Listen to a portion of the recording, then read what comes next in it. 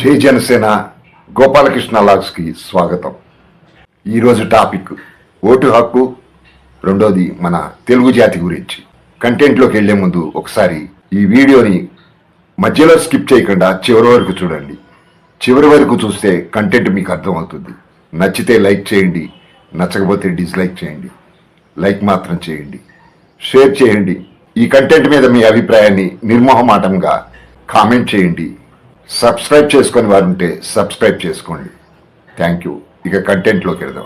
స్వాతంత్రం వచ్చి 77 సంవత్సరాలు అవుతున్నా ఇంకా మన దేశంలో పేదలు ఉన్నారనే మాట వినటం మనకే సిగ్గుచేటు.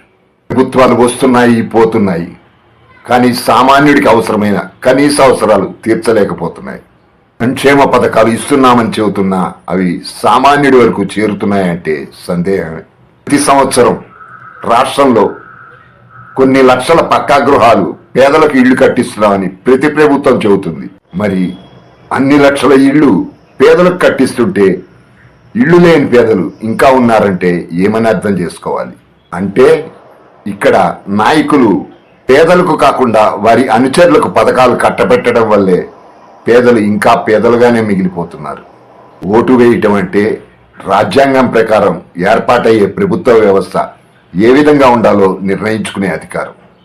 ఈ అధికారం ప్రతి పౌరుడికి తన ఓటు హక్కు ద్వారానే ఉందని మనం అర్థం చేసుకోవాలి. ప్రజాస్వామ్య పరిరక్షణ కోసం నీ కర్తవ్యాన్ని గుర్తించి ఉన్నతంగా సమాజం కోసం ఆలోచించే నాయకుడిని ఎన్నుకోవాలి.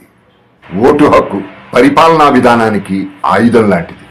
ఓటు హక్కు వినియోగించుకోవటం మన కర్తవ్యం. ప్రతి మనిషి తన కర్తవ్యాన్ని నిర్వర్తిస్తే మార్పు సాధ్యం. నాయకుల, రాజకీయ పార్టీల పూర్వ చరిత్రను పరిగణలోకి తీసుకుని ఓటు వేయాలి. ఎటువంటి ప్రలోభాలకు ప్రభావితం కాకుండా చైతన్యంగా ఉండాలి ఓటేసేటప్పుడు. ఇప్పుడే ప్రజాస్వామ్యం పరిరక్షించబడుతుంది. ప్రజల పాలిట గొంతుకై 25 ఏళ్ల భవిష్యత్తు కోసం నిర్మించిన పార్టీ జనసేన పార్టీ. మనమే ఒక గొంతుకై, మనమే ఒక గళమై మనకు మనమే అండగా నిలబడదాం. విశ్వవిజేతనని విర్రవీగిన అలెగ్జాండర్ని అడ్డుకున్న వీర సంపద మనది. బ్రిటిష్ సామ్రాజ్య అహంకారానికే ముచ్చెమటలు పట్టించిన భగత్ సింగ్, నేతాజీల వారసత్వం మనది.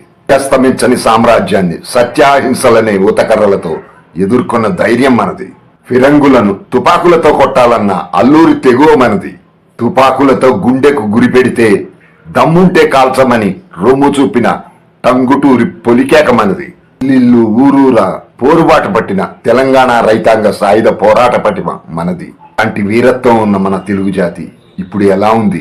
మళ్ళీ ఆ దేశీయ వీరత్వాన్ని తట్టిలేపటానికి దూసుకువచ్చిన భావజాలమే జనసేన అధినేత శ్రీ పవన్ కళ్యాణ్ గారు.